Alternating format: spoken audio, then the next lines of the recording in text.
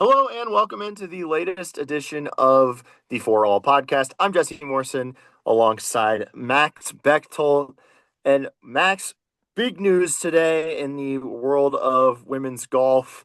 Um, Coming a few days after some big news in the world of men's golf related to the Saudis.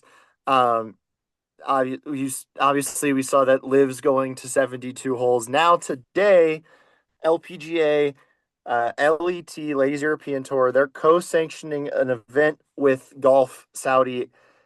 Just, what are your thoughts on this? And what, can you explain more about this event to people that might not understand what the partnership is? It's going to be played late March, early April at Shadow Creek, which has lost its previous tournament, the match play events, but is now gaining this. So the LPGA is staying at Shadow Creek. And so this is basically co-sanctioned between the LET and the LPGA. Now we see this a little bit for example, this week's event is co-sanctioned between the Japanese LPGA Tour and the LPGA Tour. So we see this a little bit, but this is the first significant one with the Saudi Private Investment Fund, aka the people behind Live Golf, essentially. And obviously, this is a great opportunity with some drawbacks. I mean, it's a great opportunity because this has a $4 million purse. It's going to be one of the highest paying events of the year. Obviously, what we know now, you can debate the reasons why they do this is the Saudis aren't afraid to pump some money into golf, especially women's golf, really. Because when you look at it, I mean, a lot of stars are sponsored by Saudi Golf or the Private Investment Fund, Aramco, all kind of not maybe the same thing, but similar things. And so there's a big Saudi influence. There has been for years on the Ladies European Tour. That's how you get some of these events that have 6 or 7 star players in them on the LET, is because they are being funded by Saudi. So this is kind of the first step, I think, into the Saudis maybe coming in a little bit more to the LPGA Tour, I think. Yeah, I don't know. My opinion on this is it's just, I'm glad the purse is as high as it is, but it just feels so icky. Um, because especially I read the AP article about this, and it just had all these quotes from the commissioner, and it's just they just glossed completely over the human rights stuff, and it just bothers me as a journalist, especially with their track record with uh, the journalism field over there. Again, I'm glad that women are going to be making more money. That's a great thing, but I just hate the source that it's coming from, and I hate that the LPGA is getting involved with uh, Golf Saudi, which is like the PGA Tour almost got involved with, but then didn't. So like it feels like they're breaking new ground in a negative way here. So yeah, Yeah, I'm not too thrilled about it. Uh, but this event is 5 hours away from us, and a it's great gonna fact. have a lot of stars. Yeah. So it's not like I haven't. It's like when I read through it, I was like, man, might be a fun tournament to go to. The LPGA is in a very difficult position when it comes to the Saudis, a position that the PGA Tour wasn't in. The PGA Tour could afford to lose some of their players to live and still survive, right? Like the money is so big on the PGA Tour, whether golfers want to act like it is or not, like it is. Like the money is huge on the PGA Tour. On the LPGA Tour, it's just not as big. And so if the Saudis decide that they want to go make a live women's league, they're going to have trouble keeping players, the LPGA Tour is. So if Yeah, the LPGA Tour wants to survive, these are probably the partnerships that they have to make. As uncomfortable and as icky as that can feel, um, this is probably what's going to have to happen. But it's also the kind of thing where obviously I have my issues with the Saudis and the private investment fund, but this is just becoming a reality of life and of society, kind of. I mean, I saw today that Warner Brothers Pictures, one of the biggest bidders, are going to be the Saudi private investment fund. You look at it in racing already. Aramco is like huge on F1. Nobody ever talks about it there. You got with golf now. There's been talk about possibly NBA teams being bought by it. Like the soccer has teams owned by the soccer. It's just going to be a thing where, as uncomfortable and icky as it is, and it means what they're doing is working. I do think we're just going to have to live with things from the Saudi government. Yeah, they've got a big presence in UFC Mm-hmm. for sure. WWE as well. I know that's not like that's scripted sports, but But it's still, it's still huge. Yeah. yeah, it's huge there, and I think yeah. I mean, it's big there. They're doing the sports washing thing, and that's what and And I think they can get away with it pretty easily because yeah, people don't pay it that much attention to what's going on in if you go ask a Saudi random, Arabia. if you go ask a random person on the street, I don't think they'd know what Aramco is. Yeah, Like, I just don't think they would. Now, I do think, and I'm not trying to compare these situations at all. There are similarities, but they aren't the same situation. But we talked about last week with Kai Trump. These players have to be ready to answer questions. Like, and I know this is a situation where they're not necessarily in control of if the LPGA partners with the Saudis. They're not in control of that, but they're the ones who are going to have to answer the questions. So they need to be prepared to answer some questions. yeah. And my last point on this is that like yeah, the LPGA players make less than the PGA players, but compared to women's basketball players, WNBA players, like Nelly Corda for winning a tournament, a pretty good tournament, is going to make like three, four, five times the amount that Caitlin Clark makes in one season. Right, So but it, also so I, so my, that's not the average LPGA player though. yeah, yeah. But my thing is that like they make, I feel like we've just gotta like put aside, people in general just have to put aside like you don't have to make the most money. It's okay to make good money. That's morally, okay. So I it's don't. I that's mean, kind of how I feel about that it. was certainly my take on Live, and is still my take on Live. I'm totally and completely against Live Golf because you know what, the 150th money earner on the PGA Tour has so much money. Yeah. None of these people needed money. LPGA Tour is a little different. There are players living paycheck to paycheck on the LPGA Tour. I mean, if you go down long enough, I mean, these if you're not making cuts, you're losing money those weeks. Like it's tough to get sponsors sometimes. So I think it's a tough situation. I wish the LPGA Tour had more morally responsible ways to get more money in their tour. Hopefully, it doesn't expand much more than this. If they have one tournament a year, it is what it is.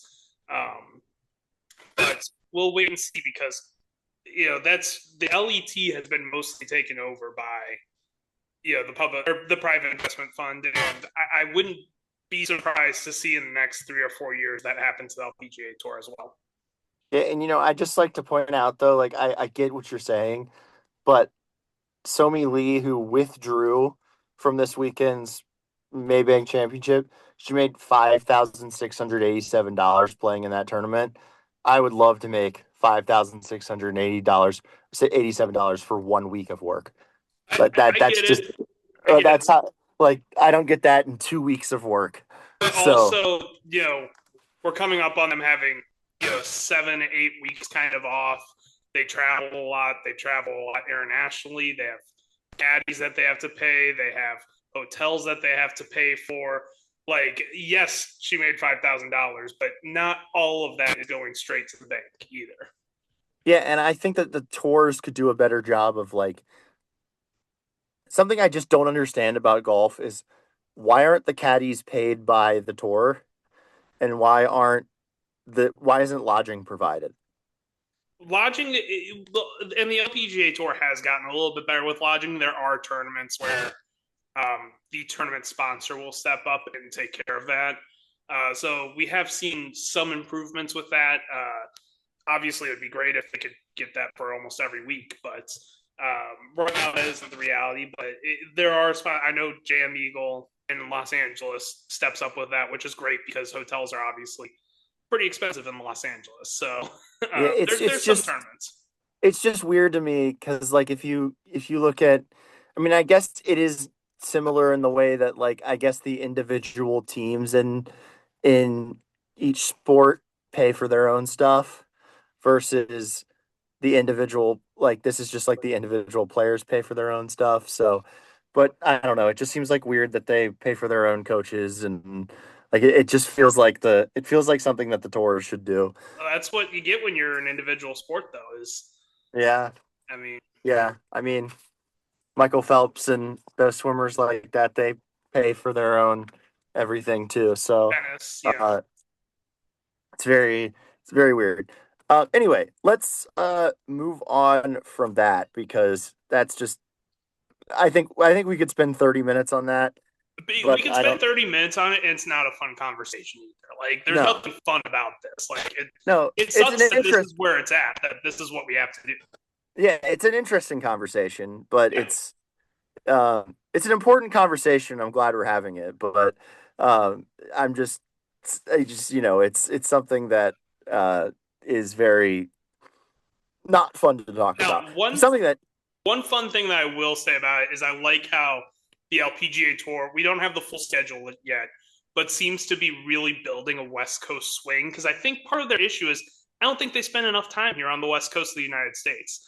And so we got this Las Vegas tournament now. We've got one in the Bay Area that was announced a couple months ago. Presumably, we'll have one in Arizona, at least one in Los Angeles. Like, the West Coast is well represented this year on the Utah, LPGA Tour schedule. Utah, yes, exactly. yeah, So I like that there's events on the West Coast. yeah, I do too because Portland, yeah, all these there you places. go, yeah, yeah, that's great. All right, but something that is more fun than any of this is the Maybank Championship, which happened over the weekend, and a lot of good golf shots in this one. I was really impressed with just the ball striking and shot placement in this tournament. It was great. But and it was another tournament that went to a playoff. I feel like we've had so many of those this year, which is awesome. It's great for the sport. Like more of those, please. Luckily, I was able to see one of those when I went out to the tournament in Arizona. But charging back from uh, pretty far down the leaderboard to win this uh, is Miyu Yamashita. And yeah, she won with a 65 in the fourth and in the fourth round. So pretty incredible stuff to, you know, go with a 65 to force that playoff. Uh it was a par 72. So she shot 7 under in the last round to even get there, and then she was able to uh win the playoff. So yeah, just what were your thoughts on this tournament? But, you mentioned it briefly. We've been so spoiled this year. I don't think not in my 6 7 years of watching. That was not meant to be a reference or a joke or anything. 6 7 wasn't, but in my 6 or 7 years of watching the LPGA, I'm not sure I can remember a year with this many great results. There's been so many good tournaments. The majors were mostly good. The regular tournaments have been really solid. Even some tournaments with some lower fields have been really great.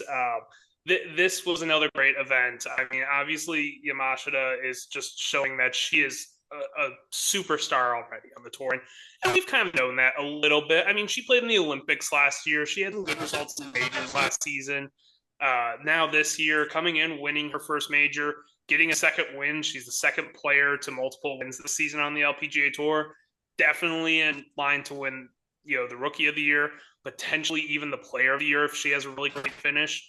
This is a just automatic superstar. She's number 4 in the world already. She jumped over Lydia Ko in the world rankings after her win, and so this is just a player to really, really, I say keep an eye on our watch, but you're not gonna have an option because she's gonna be just a superstar. She's gonna be in all the featured groups. She's gonna be, we talked about all these Japanese rookies right now. She's looking like the one who's taking kind of the pole position of the potential star. But obviously, Ria Takeda, the EY twins are also phenomenal. But great win for Yamashita, and I'm really excited to see what she continues to do. Yeah, the year of the Japanese player continues Mm-hmm. with another great performance from a Japanese player. And you think she's rookie of the year? Yeah, I do. I think the 2 wins, one of them being a major. Right now, she's significantly up in the points. Rio would need a really, really good finish to get up there. So I think Yamashita is going to win Rookie of the Year. Finishing in tied for second was Hannah Green, who 68 in the final round, shot 270 total, tie, to go to the playoff. Really good performance for her for the another great performance for her that she's kind of just been stacking them recently. She's kind of back on track. Yeah, she absolutely is. She was actually my pick to win this week, so I'm feeling pretty proud about that. Kind of I saw that good form coming. Obviously, she had a good result a couple weeks ago at the International Crown. She played really, really well in her final round. I mean, she was a couple of missed putts away from like shooting 7 under possibly on the front 9 alone in her final match. And so it's good to see that momentum after winning that as a team. Obviously, you've got good vibes going. And I think she came out and played great, and I think she will continue to. She's taking a week off this week to go get rested, I think, and I think she's going to make a really good push on the Florida swing. I'm very excited to see what she does because I think Florida courses can sometimes benefit a player like her as well. So I think good things going for Hannah Green. And you mentioned the EY twins. They finished, uh, Akie finished tied for fourth, and Chisato finished tied for 16th. So their strong season, where they just always seem to be in the mix, continues. As I mentioned, the run that the Japanese players are on this year. All right, we have a tournament this week, kind of. I was going to say technically a tournament. Yeah, we have technically a tournament. It's the Toto Japan Classic.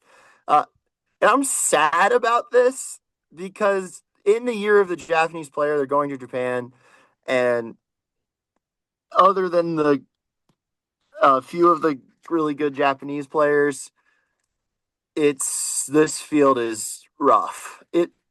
I'm not sure it's as rough as that Mexico field, It's pretty but it's close, though. up there. It's pretty close. Like I don't think the average LPGA fan is going to know more than like 3 to 5 of these players.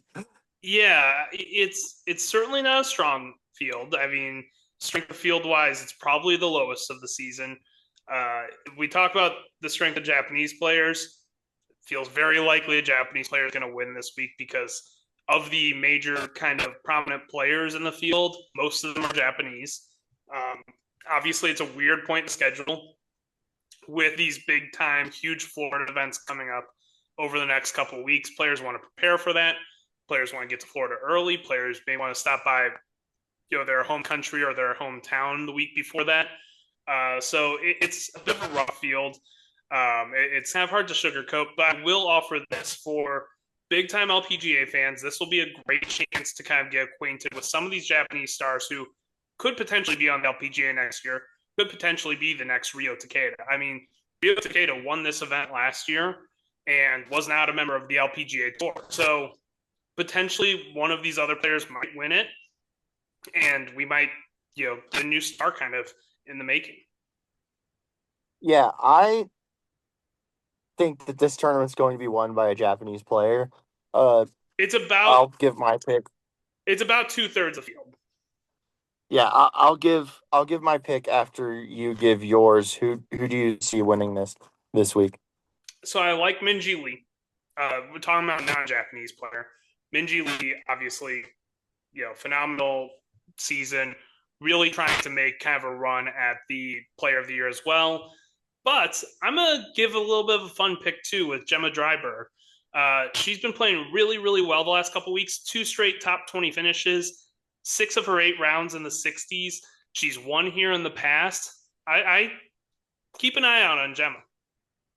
Yeah, I think I'm gonna go with Miyu Yamashita just because this field not the best. I mean, there are some good players in here. Like I don't want to. There are a lot of good Japanese players, especially in this field, but I think she's gonna look at this field and be like, okay, I'm just gonna go out and dominate. And Mm-hmm. I think Rio Takeda could give her a run, but I'm gonna say that she wins by like 5 strokes. Like she's gonna come out I with a can see that. dominant win Yeah.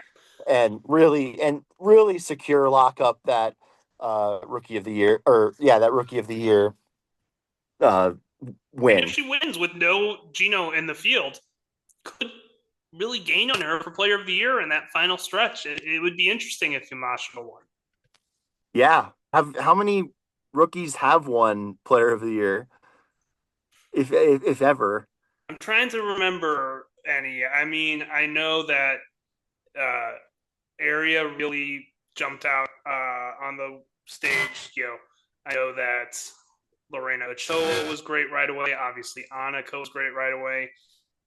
I'd have to look that up. That's a good bit of trivia. I'll come back next week with that information. Yeah, we will get you that, especially if she wins, because I mean I think the Enough pressure's on. enough players have won as rookies in majors to lead me to believe there's been a few, but Yeah, I I don't mean know for it's sure. a as we've been as we've said multiple times, LPGA is a young person sport, Mm-hmm. so it it wouldn't surprise me if that is true. But uh, what is on the site this week, Max? Fore-All.com, FORE-ALL.com. Yeah, so there's a ton of coverage about Japan Classic. There's fashion stuff up there. Yeah, so and I'll be on site in Tampa watching Caitlin Clark on Wednesday in the Pro Am. She's bringing Sophie Cunningham and Lexi Hull around, so should be a great time. So there'll be a recap up on that on Wednesday. I believe it's been announced she's playing with Nelly Corda once again, so that should be great to see. Yeah, Sophie Cunningham has been making the rounds. She was at the She's NASCAR savvy. championship hanging out with Sydney Sweeney. And She's then very media savvy.